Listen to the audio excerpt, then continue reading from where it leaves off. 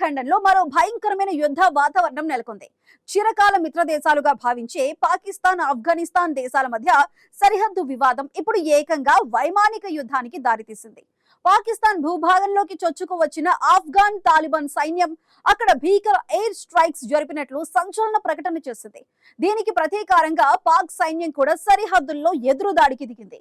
ఇరు దేశాల మధ్య రేగుతోన్న ఈ యుద్ధ జ్వాలలపై భారత్ సైతం అధికారికంగా స్పందిస్తూ పాకిస్తాన్ ను తీవ్ర స్థాయిలో తప్పుపట్టింది. మరి రక్తపాతానికి దారి తీస్తోన్న ఈ ఇరు దేశాల తాజా వైమానిక దాడుల పూర్తి వివరాలను స్పెషల్ స్టోరీలో ఇప్పుడు చూద్దాం.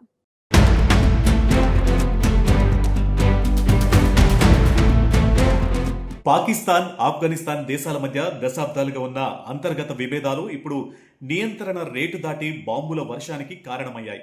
ఆఫ్ఘనిస్తాన్లోని అధికార తాలిబాన్ ప్రభుత్వం సరిహద్దు దాటి వచ్చి పాకిస్తాన్లోని కీలకమైన బలూచిస్తాన్, ఖైబర్ పఖ్తూన్ఖ్వా ప్రావిన్సులపై వైమానిక దాడులు జరిపినట్లు అధికారికంగా ప్రకటించింది. పాక్ భూభాగంలో సేఫ్ హెవెన్స్ ఏర్పాటు చేసుకుని ఆఫ్ఘాన్ పౌరులపై దాడులకు ప్లాన్ చేస్తున్న మోస్ట్ డేంజరస్ ఉగ్రవాద సంస్థ ISIS-K స్థావరాలను తాము టార్గెట్ చేశామని తాలిబాన్లు స్పష్టం చేశారు. తమ దేశ భద్రతను కాపాడుకోవడానికి పాక్ సరిహద్దుల్లోకి వెళ్లడానికైనా తాము సిద్ధమని కాబూల్ పాలకులు ప్రకటించడం గ్లోబల్ లెవెల్లో కలకలం రేపింది. తాలిబాన్లు ఈ ఆకస్మిక దాడితో పాకిస్తాన్ సైన్యం తీవ్ర దిగ్భ్రాంతికి గురైంది. ఆఫ్ఘనిస్తాన్ నుండి మంగళవారం నాడు తమ బలూచిస్తాన్ ప్రావిన్స్ లోకి దూసుకువచ్చిన 4 రూడిమెంటరీ డ్రోన్లను పాక్ మిలిటరీ విజయవంతంగా కూల్చివేసినట్లు ప్రకటించింది. ఆఫ్ఘాన్ ప్రభుత్వం చేస్తున్న ఈ ఉద్దేశపూర్వక ఉల్లంఘనలను తాము చూస్తూ ఊరుకోబోమని, తాలిబాన్ల రెచ్చగొట్టే చర్యలకు త్వరలోనే అత్యంత కఠినమైన తగిన సమాధానం ఇస్తామంటూ పాక్ మిలిటరీ తీవ్ర స్థాయిలో